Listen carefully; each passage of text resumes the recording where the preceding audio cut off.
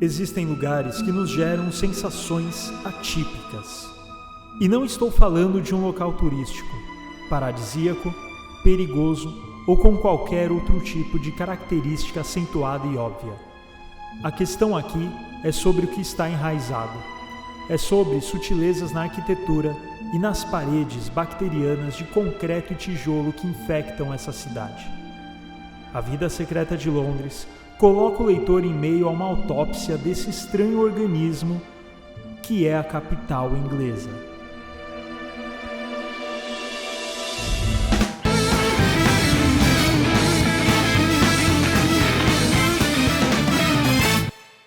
A Vida Secreta de Londres é aquele tipo de obra que é meio difícil a gente recomendar para determinadas pessoas, porque ela não é que ela precisa, mas tem certas coisas que, se você não conhece o cerne, você não conhece determinadas ideias que estão por trás dela, você pode acompanhar a superficialidade da história numa boa.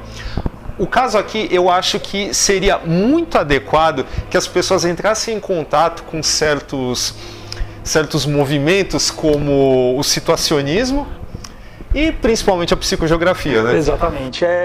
É complicado até categorizar a Vida Secreta de Londres, porque assim, primeiro é importante falar que é uma compilação de obras de vários artistas, dentre eles inclusive Alan Moore, Ian Sinclair, enfim, N artistas britânicos, cuja o personagem principal é a cidade de Londres. Só que tem uma característica engraçada aqui. Primeiro que isso aqui não é uma obra em quadrinhos, não é uma obra literária, é uma compilação de tudo, só que mesmo assim o próprio formato das próprias obras em si, dos próprios contos, os fragmentos de quadrinhos, é algo tão estranho e tão único.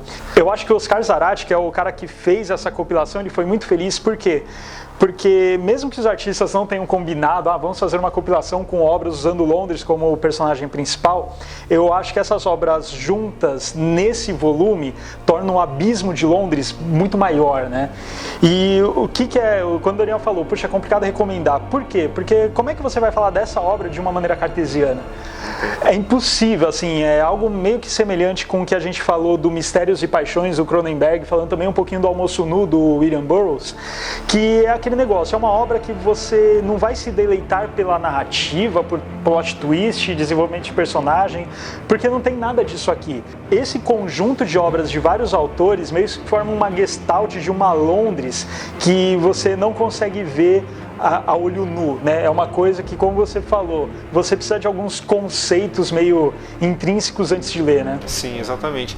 Muito feliz da parte da Veneta de ter trazido o Ian Sinclair aqui pro Brasil. É a primeira vez que esse autor é publicado.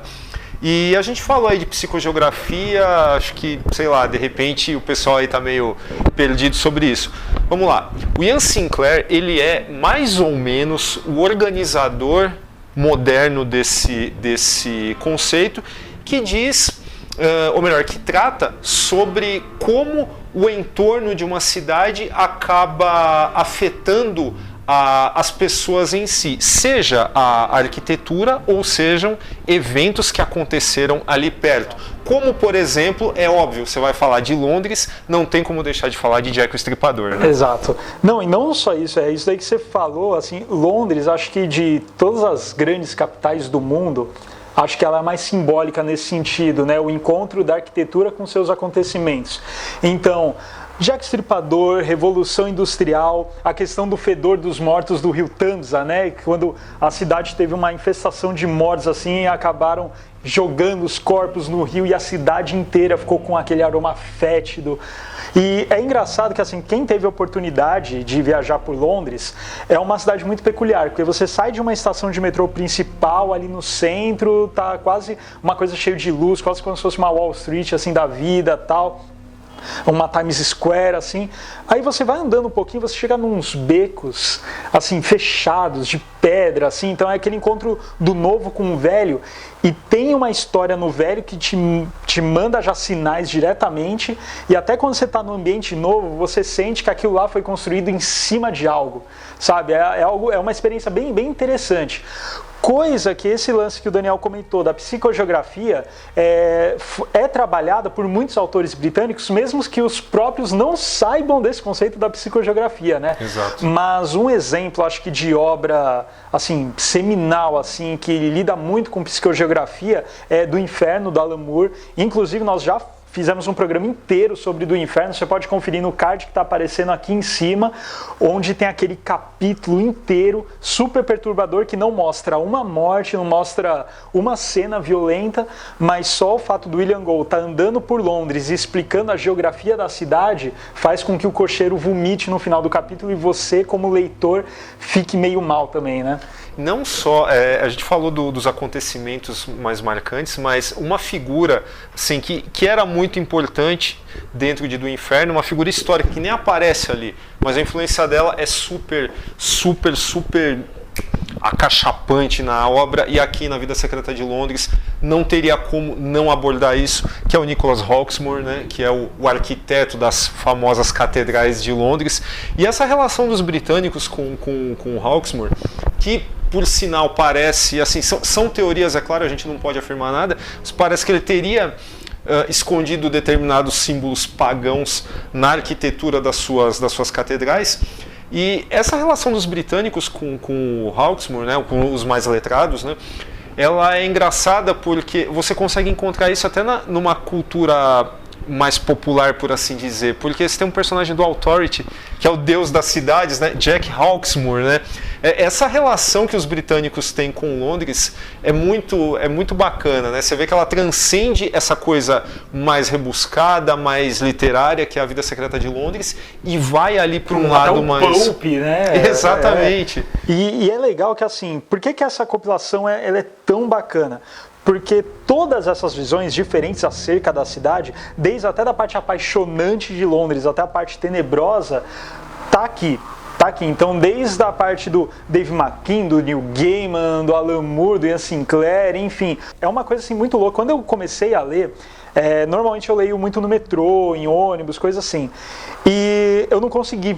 Assim, não dá, assim, é uma obra tal qual, por exemplo, Olhos do Gato, do Jodorowsky, assim, é o tipo de obra que você tem que ler fechado no seu cantinho, no silêncio, assim, porque eu comecei a ler, assim, tipo, no meio da cidade, assim, você fica até meio perturbado, assim, eu fiquei olhando, assim, em volta, tal, pode parecer exagero, mas não é, assim, a gente sabe que esses autores, eles têm essa capacidade, né? Como o próprio Alan Moore fala que ele é um dos atuais magos, né? Por quê? Porque eles, através da arte, conseguem mudar um pouco a sua psique daquele momento quando você está testemunhando aquela obra de arte.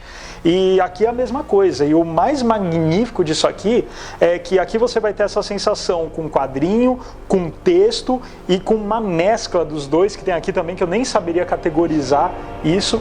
E o que é legal, tudo isso junto... essa coisa caótica que você vai encontrar na Vida Secreta de Londres está intrinsecamente relacionado ao tema que trata, né? Então é aquela famosa sinergia que a gente fala que o formato da obra condiz com a própria natureza do objeto que a obra está falando, né? Isso que a gente já falou em alguns programas aqui de metalinguagem e tudo mais. Então, assim, nesse quesito de uma obra literária e de quadrinhos que tem sinergia com o próprio tema, essa... com certeza está em um dos top 5, pelo menos, né? Com certeza. E mais ainda, mais interessante ainda, é que por tudo que a gente falou, parece que a gente está falando de histórias de terror, né? E elas não são, até mesmo essa capa que mostra esses tentáculos aí, alguém pode pensar... algum Elder God aí no fundo do Thames aqui se levanta e tal, mas não é isso. Na verdade, os monstros que a gente, assim, monstros entre aspas, né, que a gente vai encontrar aqui nessas histórias são monstros que a gente convive até numa metrópole muito longe de Londres, como é o caso de São Paulo, né? Predadores sexuais e tal, e outros tipos de marginais, né? São aquelas crônicas da vida real que quando você lê numa obra é muito ficção, né? Só que quando você transcende isso, sim, é a coisa real. Exatamente. E o fascínio, né? Vamos, sabe, tem que insistir um pouco mais nessa questão de Whitechapel e tal, o ponto turístico, né? A mítica que se criou em torno disso. Cara, a história em que mostra os Yuppies, né? Entre aspas, os Yuppies ali naquele barzinho, um bar temático dos assassinatos de Jack o Estripador, cara. Chega a ser um negócio assustador, mas aquele assustador que não é o vampiro que te assustou no filme ou no quadrinho e tal, e você foi dormir e esqueceu daquilo, né? É um negócio muito mais incômodo, muito mais grudento. Sim, né? Até mesmo, porque isso aí que você falou é super interessante, porque quando a gente pega uma história ficcional que lida com esse lado mais sombrio, esse lado mais de terror mesmo, vampiros, monstros, seja lá o que for, normalmente você tem o quê? Você tem regras. Um vampiro, se você correr rápido e correr durante muito tempo e o sol nascer, você está livre. Um lobisomem, se tiver uma bala de prata ou não for noite de lua cheia, você também está ok. Enfim, normalmente os monstros, eles têm alguma regra. Eles têm alguma regra e eles dependem muito da sua credulidade. Poxa, como é que você vai ter medo de uma história de terror que mexe com espíritos se você não acredita nisso e tal? Agora, qual que é a questão daqui das histórias da vida secreta de Londres? É o contrário. Não é um monstro que tem uma regra para ser destruído para funcionar. Aqui, toda essa questão sombria da cidade é uma realidade e os seres humanos, os pedestres, todo mundo que convive ali tem que se adaptar àquela regra. É uma inversão. Você não consegue usar a regra para se salvar. Pelo contrário, você tem que se adaptar para não ser morto, para não se tornar maluco, para não entrar em depressão, etc, etc. Algo que a gente meio que faz naturalmente, como você falou, na vida em qualquer metrópole, que a gente não para pensar, mas nós estamos submetidos a essas coisas caóticas e sombrias que a gente leva como cotidiano. Mas se parar para pensar realmente, cara, dá para ser levado à loucura, né? Sim, e é a maior prova de que uma cidade, principalmente uma cidade culturalmente rica e caótica, como é o caso de Londres, ela é um organismo vivo, né? Ela é como nós também, ela tem aquela parte, aquela persona, né, turística que o pessoal vai lá, nossa, que legal e tal, mas ela tem seu lado negro, né? Ela esconde sombras ali que são verdadeiramente, sei lá, aterrorizantes, né? Então, essa relação da cidade com as pessoas que vivem nela, cara, nossa, ela dá margem para cada tipo de discussão, cara. Eu queria ver um quadrinho nesse estilo, uma edição nesse estilo sobre São Paulo, porque eu acho que São Paulo também ela dá assim, por caminhos muito diferentes, é claro, mas ela dá material também para que exista um estudo de caso, como é o caso dessa edição. Seria bem interessante. Qual seria o autor que poderia fazer isso, hein? Boa pergunta, viu, cara? Boa pergunta. Eu acho que o Marcelo Quintanilha... Eu ia falar exatamente isso. Bom, sobre o que a gente falou aí do movimento situacionista, internacional situacionista e tal, que tem muito a ver com o movimento punk, que é super característico da Inglaterra e tal, mas a fundação, não é fundação, mas o estabelecimento daquilo que convencionou se chamar de psicogeografia, não se preocupe se você nunca ouviu falar disso, porque você não vai, na verdade, você não vai precisar pesquisar muito a respeito disso para entrar de cabeça nessas páginas, porque ele já tem um belo prefácio aí que dá um contexto bacana, né? O prefácio assinado pelo Rogério de Campos, inclusive, né? que é o editor da Veneta.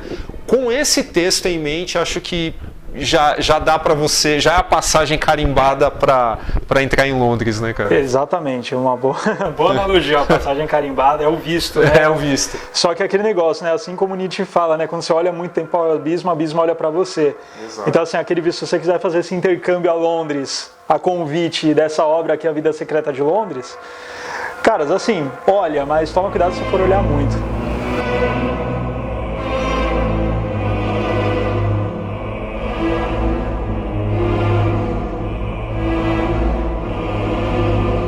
Então é isso, pessoal, esse foi o Formiga na Tela sobre A Vida Secreta de Londres, cujo link para você comprá-la na Amazon está aqui na descrição do vídeo. Dá um joinha, se ainda não se inscreveu no canal, é só clicar aqui na formiga na cabeça do Gustavo. Não esqueça de ativar o ícone do sino para ser notificado a cada vídeo novo que for ao ar. procura a gente no Facebook, no Twitter. E é isso, a gente se despede aqui, até a semana que vem. Falou!